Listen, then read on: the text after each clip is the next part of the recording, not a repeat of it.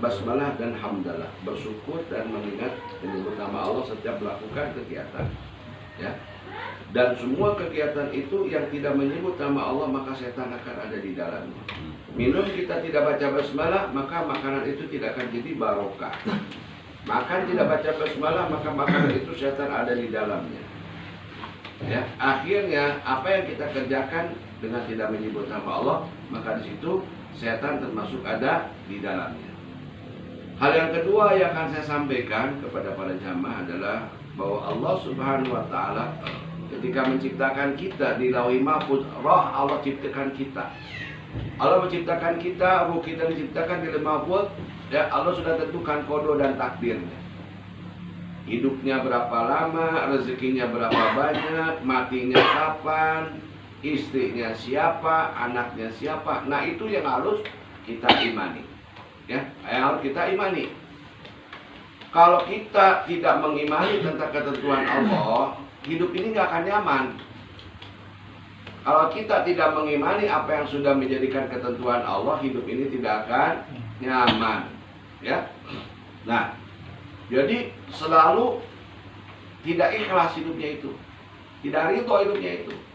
Pada Allah memberikan sesuatu kepada kita, itu pasti ada hikmahnya. Hanya orang-orang yang tidak mau belajar agama, yang orang-orang yang tidak mau mempelajari tentang ilmu tauhid, dia selalu akan berkeluh kesah, tidak menerima apa yang menjadi ketentuan dan kodonya Allah. Allah menentukan kodonya kepada manusia itu pasti yang terbaik, pasti yang terbaik. Nah, kemudian kalau gitu untuk apakah fungsinya doa? Doa yang kita baca, ya. Doa silahul mu'minun. Doa itu senjatanya orang mukmin. Doa itu adalah perintah, ya. Perintah berdoa itu bagian daripada sumsumnya ibadah. Dengan doa itu apa yang tidak mungkin akan menjadi mungkin. Ya, ketentuan Allah itu bisa dilakukan dengan doa. Kalau kita sudah berdoa melakukan sesuatu, ya, apa yang kita dapat berarti itu adalah yang terbaik dari Allah kepada untuk kita. Nah, cuma karena hati kita ini tidak bisa menerima dengan namanya sudah qada iman kepada Allah, qadaannya Allah, ketentuan Allah. Nah, itu hati kita akan selalu galau dan gundah gulana. Allah galau, kenapa saya begini, kenapa saya begitu? Kok Allah nggak adil sama saya? Kok Allah jahat sama saya? Ya? Kok Allah begini sama saya?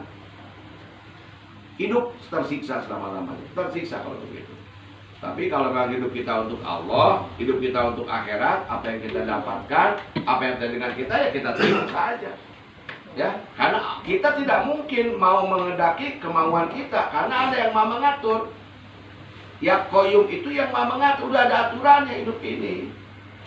Allah udah ngatur begini dan begitu, cuma manusia tidak mau menerima dengan aturan-aturan itu, akhirnya dia itu tidak akan merasa nyaman hidup ini, kesiksa terus.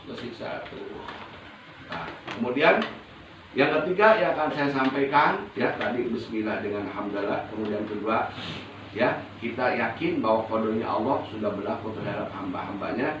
Kita hanya perintahkan ikhtiar semaksimal mungkin, selanjutnya itu punya Allah. Yang ketiga adalah kita hidup ini punya tujuan. Hidup ini punya tujuan. Ya, apa ciri-ciri orang yang hidupnya punya tujuan?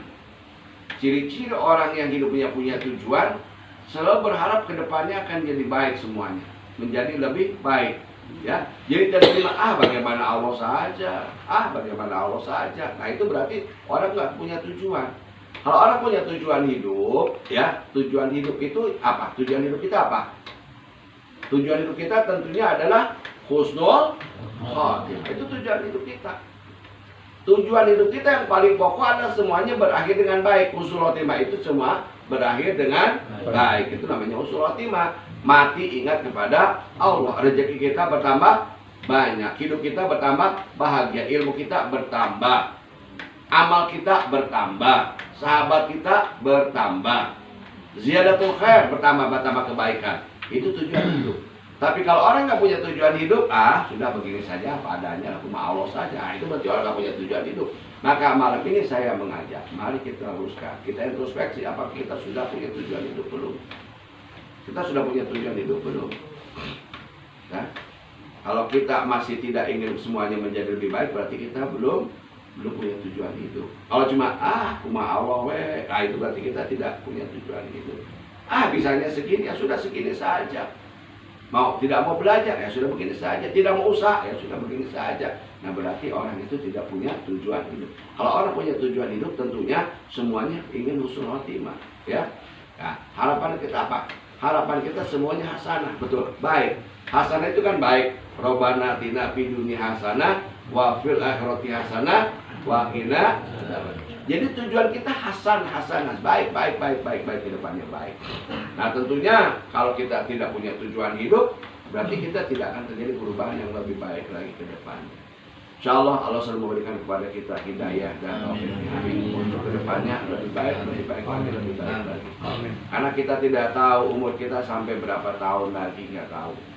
Saya punya kawan di Cikartek itu ya, baru kemarin saya teleponan orang Cina ya. Wah, tanyakan barangnya terjadi itu ternyata tadi meninggal, pada teleponnya masih telepon itu. Umur kita nggak tahu, kapan kita sampai ajal kita. Nah, kalau orang ingat sama mati, ini saya hidup kita akan jadi tenang. Ya, salah satu resep tenang hati kita ingat kepada kematian. Ya, kalau orang tidak ingat kepada mati, hidupnya nggak akan tenang.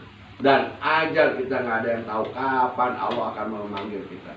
Wa ija ja ajaluhum la yasta'iluna sa'atan wa la yastaqdimun. Wa ija ja ajaluhum, dan apabila ajal kamu tiba, la yasta'iluna, nanti dulu atau buru-buru.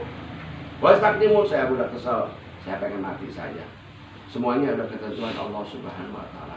Jadi kita ingin kapanpun kita mati, kita selalu dapat dalam kebajikan. Amin. Amin. Ya, kita nggak tahu umur kita kapan, ya. Dan orang yang tidak ingat dengan mati, di otaknya ada emosi, amarah, dendam, kebencian, kedengkian. Itu ya. Kalau orang tidak ingat kepada mati, tapi orang yang ingat kepada mati, insya Allah husnul khotimah tadi selalu ingin baik, menjadi baik, ya. Nah, terakhir, ya, zaman Rasulullah SAW ketika sedang duduk dengan para sahabat, Rasulullah SAW berkata, sebentar lagi nanti kita akan datang penghuni surga. Tidak lama kemudian ada orang ya yang duduk, ya orang tua duduk ke sana dengan membawa sajadah yang sudah kumal. Dia duduk, kemudian dia melakukan sholat dan mendengarkan nasihat Rasulullah SAW. Kemudian beberapa hari kemudian Rasulullah berkata lagi, beberapa saat lagi nanti kita akan kedatangan penghuni surga. Ya, penghuni surga. Ya, para sahabat yang lain juga berkata-kata, siapa ini sudah dikatakan penghuni surga? Nggak lama kemudian orang tua itu datang lagi ke situ. Ya, 2 kali. Kemudian sampai ketiga kali sedang duduk juga Rasulullah berkata demikian kembali. Beberapa saat lagi nanti akan datang lagi penghuni surga. Ternyata yang datang itu orang tua itu datang kembali seperti kemarin.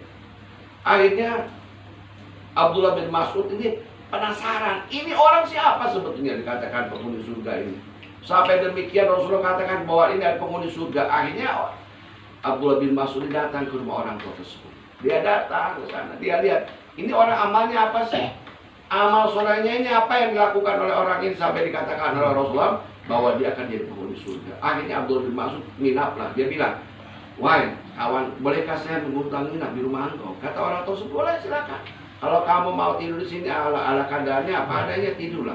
Akhirnya Abdullah bin Mas'ud tidur sana. Pada malam hari Abdullah bin Mas'ud lihat orang tersebut sholatnya biasa saja, ibadahnya biasa saja.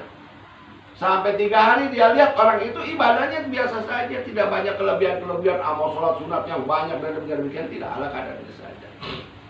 Akhirnya ketika Abdullah bin Mas'ud akan pulang, dia bertanya kepada orang tersebut, wahai bapak orang tua, Rasulullah mengatakan bahwa kamu itu jadi penghuni surga. Tapi saya lihat ibadah kau biasa saja. Sebetulnya amal apa yang kamu lakukan? Kata si orang tersebut, orang tua tersebut, wahai sahabat Rasul, aku gak punya amalan istimewa dalam hidup aku. Aku gak punya amalan istimewa. Ibadahku biasa-biasa saja. Kemudian kata Abdullah bin Mas'ud, tapi kenapa Rasul mengatakan bahwa dia penghuni surga? Saya tidak tahu. Yang jelas saya tidak pernah dengki kepada orang lain. Saya tidak pernah berburuk sangka, saya tidak pernah jelek hati. Saya selalu menerima apa yang Allah berikan kepada saya. Jadi itulah yang menjadikan seorang tersebut yang dikatakan oleh Rasulullah SAW sebagai penghuni surga, karena hatinya hatinya bersih, tidak iri, tidak dengki, tidak dendam, tidak amarah kepada orang. Dia ridho menerima apapun yang Allah berikan kepada dia. Nah, itu yang menjadikan si orang tersebut dikatakan oleh Rasulullah sebagai penghuni surga. Insya Allah Allah menjaga hati kita. Amin. Buruk sangka, dengki, tidak menerima kodok dan takdirnya Allah. Allah hilangkan, Allah beningkan hati kita, menerima apa yang sudah Allah berikan. Amin. Amin. Insya Allah kita akan jadi penghuni surga. Ya, hidup ini yang seperlintasan. Berapa lama sih kita hidup? Paling banter 100 tahun hidup kita. Ya, 75 tahun ke atas kita sudah tidak kurang menikmati apapun yang ada kenikmatan dunia ini. Ya, kita persiapkan ya hidup kita. Kita terima saja sudah Allah berikan kepada kita dan biarkan Allah ngatur kita. Allah punya apa kita ikuti. Kita ikhtiar lahir batin, selanjutnya terserah Allah. Amin. Ya Allah. Ya. Demikian sebagai mukadimah dari saya. Mari sama-sama kita buka zikir ini seperti biasa dengan membaca Ummul Quran 2 kalimat syahadat dan doa-doa yang lainnya. Dan alhamdulillah juga di sini ya kita doakan sudah hadir Waqaf Haji Ilham.